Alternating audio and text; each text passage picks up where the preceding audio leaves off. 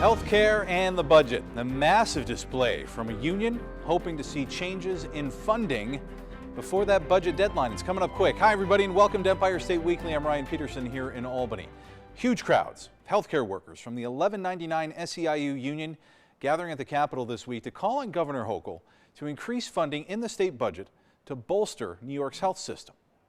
Thousands, nearly 17,000, marching around the Capitol in one of the union's largest displays since the beginning of the pandemic.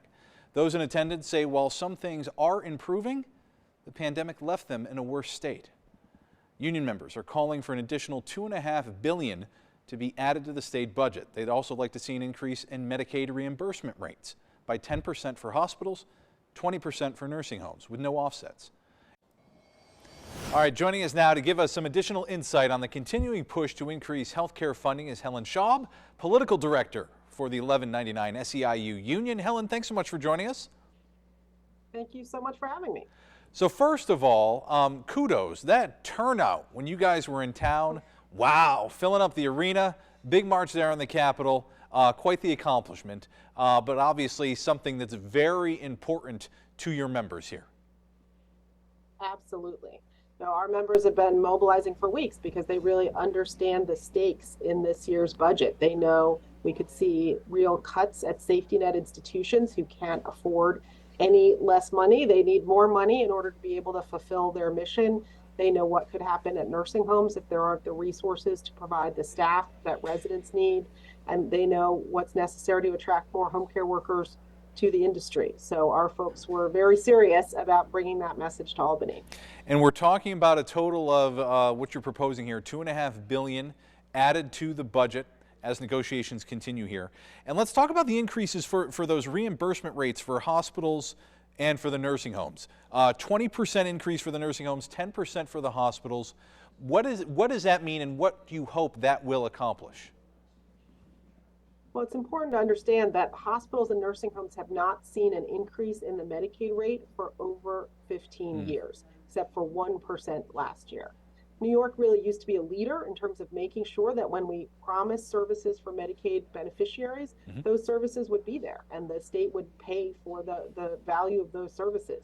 Because of that freeze, we have fallen further and further behind, and now Medicaid only pays approximately 65% of the cost of the services at nursing homes and hospitals. And that's what has to change if Medicaid beneficiaries are going to get the services that they need and deserve. So what it's going to mean is that the institutions, it won't get them to 100%, but it will get them closer to covering the actual cost of the services that they're providing so that they're not in constant financial stress because of the reimbursement. And the governor has proposed in her executive proposal a 5% reimbursement rate, if I'm seeing that correctly, yes? It is, although we wish it was an actual 5%. Unfortunately, what the governor did on the hospital side, because she's also moving forward with the carve out of pharmacy benefits from Medicaid managed care, which will mean that hospitals can't access what's called 340B funding that they currently use to support safety net activities, hospitals and clinics. So the 5% actually just makes up for the loss of that revenue. It doesn't bring new revenue in. And so we need a clean 10%. We need an actual increase in reimbursement rates in order to cover what have been growing costs because of the staffing crisis and the other impacts of the pandemic. On the nursing home side, the 5% is really 2% because it includes money that's already in the budget and being paid out this year to support staffing that is worth about 3%. And we're also looking to preserve that raise that home care workers received last year. Now, I have known some home care workers. This is a dedicated bunch of people. It's really, I think, a calling to do that sort of work and looking to keep that pay up and increase it over the next few years. Absolutely. We know these can't be minimum wage jobs because they can be difficult jobs, both home care and nursing home jobs. They require special folks who are incredibly dedicated to the work, but they're very difficult, both physically and emotionally. And we need to make them better than minimum wage jobs. That's why we have to preserve that $3 premium that home care workers and clients won last year above the minimum wage. And as we're moving forward here, you have a lot of support from within the legislature, Helen. I know both the The chairs of the Senate and Assembly Health Committee, Senator Rivera, Assemblywoman Paulin, participated in the rally with you guys, and you've gotten some pretty strong words from Speaker Hastie as well, saying they're going to get this done for you. We're really grateful, and we know it's because our members have been communicating with their elected representatives. It's because the legislators know the work that our members do. They know the value of the services to the communities that they represent, and we're very grateful that they're with us in this fight to make sure we get this done. As we know, the budget is coming up due a little less than a week away now. Not usually on time here in Albany land. What are your thoughts as the negotiations continue here? You know, it's important to be on time, but it's also important to get it right. And we want to work with everyone to make sure that the resources that we know people need in our state's most vulnerable communities, that those resources are there. And if it takes an extra week or two, I think that's okay with us. For people that are watching, family, friends of your union members, what can they do in this week here? Is there anything they can do to kind of help the cause? Absolutely. We have a website. It's called healthcareworkeraction.org. It's both for our members and for members of the public. Can visit there. You can send an email to your legislator. We've driven over 10,000 emails into the legislature. You can also reach out and call your legislator through that email. So we'd encourage people just to keep making their voices heard in Albany, as our members did last week, to bring this home and to restore the cuts and to increase the funding that we need to close the Medicaid gap. Helen Shaw, Political Director for the 1199 SEIU. Helen, thanks so much for your time. It was great to talk to you. Thank you so much for having me. Former President Trump avoiding indictment for a little while longer. When we return, we're going to speak with a legal expert over the possible next steps in that investigation into that Stormy Daniels hush money case.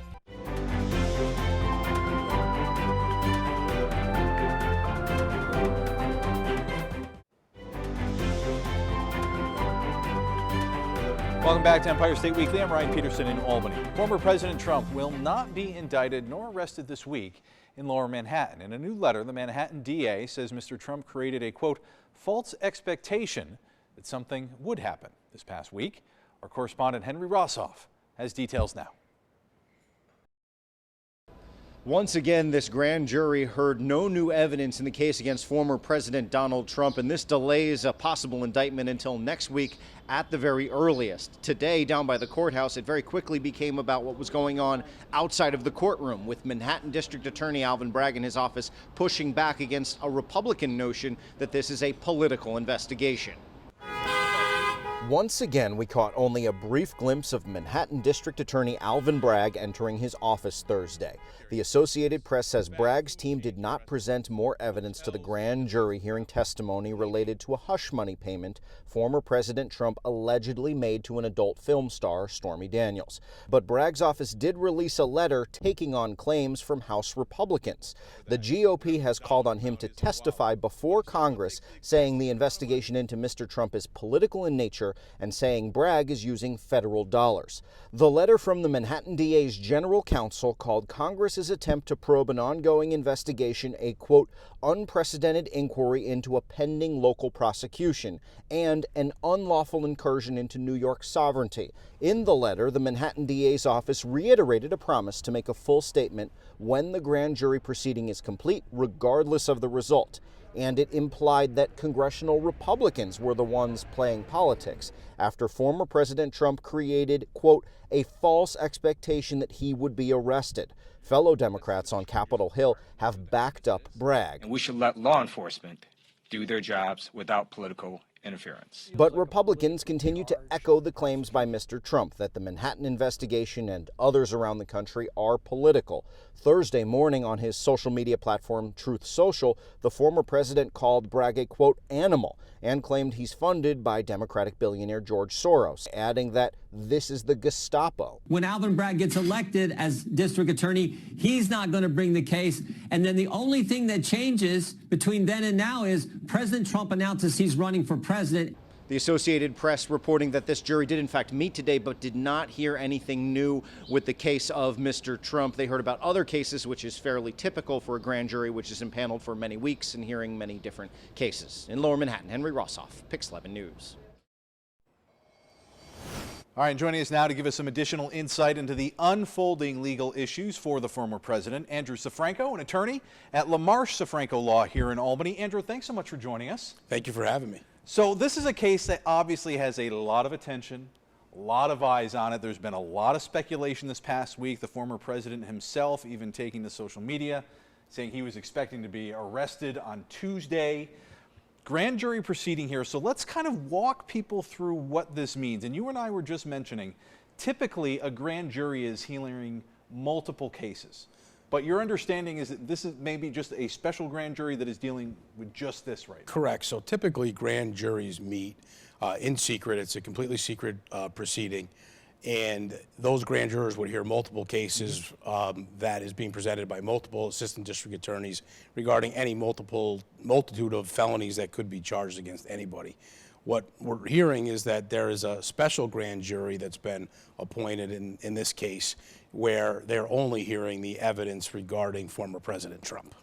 23 people make up this grand jury, correct? So there has to be a total of 23 people, of which 16 have to be there during all of the different times the case is being presented, 12 of which have to find reasonable cause to believe that a crime has been committed.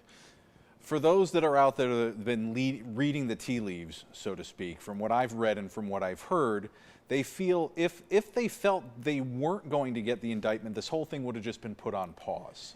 So there's two ways for this, right? Yeah. So everybody hears the old adage, you can indict a ham sandwich, right? That if the prosecutor wants to get an indictment, they can do so.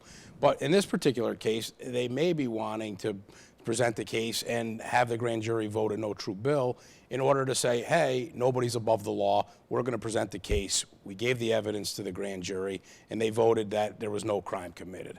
However, I suspect, based upon all the political nature of this case, if they're going this far on this kind of a low-level crime, a low-level felony, and or potential misdemeanor, that they expect to get an indictment, and they wouldn't be going through this process if they were not going to seek an indictment, Right. seek a criminal charge against the former president. And so unless people are hiding out somewhere in the forest, what we're talking about here is the $130,000 payment made to this former adult film star, supposedly to keep her quiet about an affair she had with the former president leading up to the 2016 election. The DOJ, from what I understand, looked at this case and decided not to take it up. Did they feel that there wasn't enough evidence there, or did they feel it was better left to the local authorities here? So we'll never get the formal answer to that. We do know the Southern District of New York, the federal prosecutors down there declined to prosecute, and they did prosecute others involved in this action, including the former president's lawyer. So for whatever reason, they declined to prosecute, and now the assistant district attorney in Manhattan in New York is looking into this on his own. Whether or not the federal prosecutor didn't want to prosecute because of the severity of the crime or the nature of the crime, or that he didn't believe there's a crime, I just don't think we'll ever have that answer. Right. But they're claiming exactly what? That somehow the former president was muddling how this money was paid out and somehow some kind of campaign finance fraud? So the way that I understand it is not necessarily a campaign finance fraud, or if it was, that would be more done in the federal system, and they declined to prosecute on that. What we're hearing regarding the potential charges coming out of the grand jury would be a falsification of a business record, which could be generally is a misdemeanor, but if there's an intent to conceal another crime, it raises to the level of a lower level felony. So what we're hearing is that there's some sort of dealings or documents that were altered or manipulated in order to hide this payment of the $130,000 for the hush money for the payment. And that would ultimately carry what kind of penalty? So if he's charged with the Class E felony or falsifying a business record, it's a penalty of up to 1 1/3 to 4 years in prison. But the likelihood of a 76-year-old person with no former criminal history, no criminal history, no record, likelihood of doing any jail time on this type of a case would be highly unlikely. Now, a lot of other speculation to what happens should he be indicted. Typically, a person is fingerprinted, mugshot, right? They appear before a judge to be arraigned. But we're talking about a former president who has Secret Service protection as well. So that whole process may end up looking a little different too. It may look a little different, but not so unusual. Typically, if somebody's not a flight risk or not known to, appear in court when they're directed, the police or the district attorney's office will say, hey, charges have been levied. Will your client voluntarily surrender himself? The person would come in, they would go through getting formally booked and processed, which is fingerprinted, mugshot, and then taken to court. The question here is going to be, once that occurs, you're technically in custody.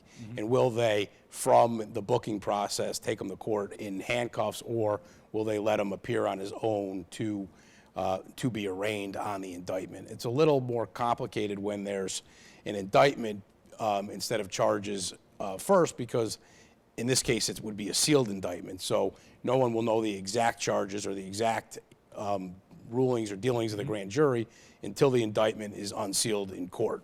And it should be pointed out, there is also, from what I've read, no time frame from once that indictment is handed up to when he has to come in?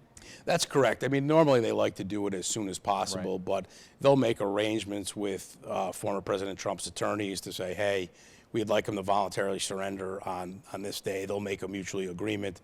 They'll walk him into, down there, I understand the district attorney's office has a booking and process area right within their offices. Up here, it would typically be done at a police station and then brought to court. But here, I think the district attorney's office is in the same building as the court, so they would take him to the district attorney's office. He'd be book processed. They'll walk him to court, and they would have the arraignment, which is a very simple process. Quick and easy. Usually quick and easy, right? Correct. And we know the NYPD, everybody's sort of anticipating the reaction that could come out of this, because we can't escape, the political nature of this, obviously. Have you ever been involved in something as high profile as this? And what must they be thinking as they move forward here? Certainly been involved in a lot of high profile cases. I don't know that anybody's been involved in something president, that's going to be this high profile, because you got the former president calling for, people to protest and come out and support him. So I expect if he is indicted that it'll be crazy down there. People, hopefully it won't rise to the level of what happened on January 6th. And I think that's the scare, and that's concern, what people are biggest concern of everybody. Andrew Sifranco, thank you so much for coming in, giving us your insight. We appreciate it. Great. Thank you for having me. I appreciate it. No problem. All right. A bill introduced in 2020 is getting a renewed push from lawmakers. When we come back, we hear from supporters who say the Clean Slate bill will give some a new shot at life.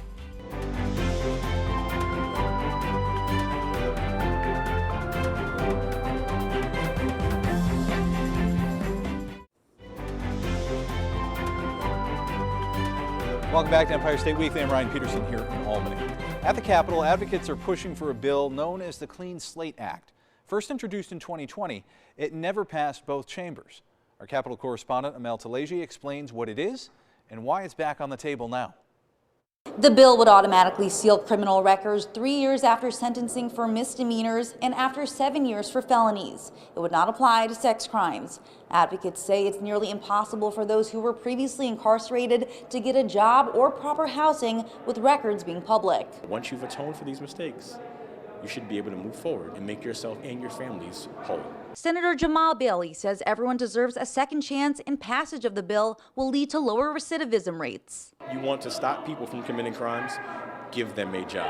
You want to make sure you keep people off the street, give them a job. Assembly Minority Leader Will Barclay says while the bill has good intentions, there are simply some crimes that should not be sealed from public records. I think of someone who's applying for a bus driver's job. If they have multiple DWIs in their history, I think the employer should have a right to know about those crimes. When I asked the leader about people who serve their time and struggle to lead a normal life afterwards, here's what he had to say. Well, first of all, you got to realize when you commit a crime, there's going to be consequences of those crimes. That doesn't mean we shouldn't have compassion for someone who's trying to get their lives back together. Assemblymember Edward Gibbs is the first formerly incarcerated New York State legislator. He says he served time in prison in the 80s, but once his sentence was complete, it was difficult finding a job, but eventually he did.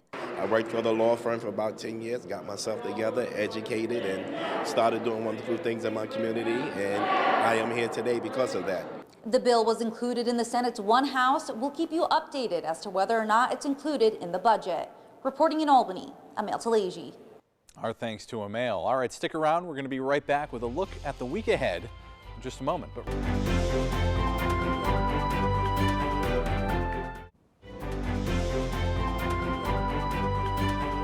And finally from us here on Empire State Weekly, the countdown is on that state budget. Following the governor's proposal and the rebuttal of the one house budgets, the fate of funding for several critical issues like bail reform still being determined. Negotiations ongoing. Both the Senate and Assembly one house budgets do not include the governor's proposal. Governor Hochul has said she's already been meeting with the legislative leaders to talk priorities, and at the end of the day, they will come together to have a budget that works for the people of New York State. Again, the deadline is April 1st. Sure to keep an eye out on all the details for you, so stay tuned. But for now, from all of us here on Empire State Weekly, I'm Ryan Peterson in Albany.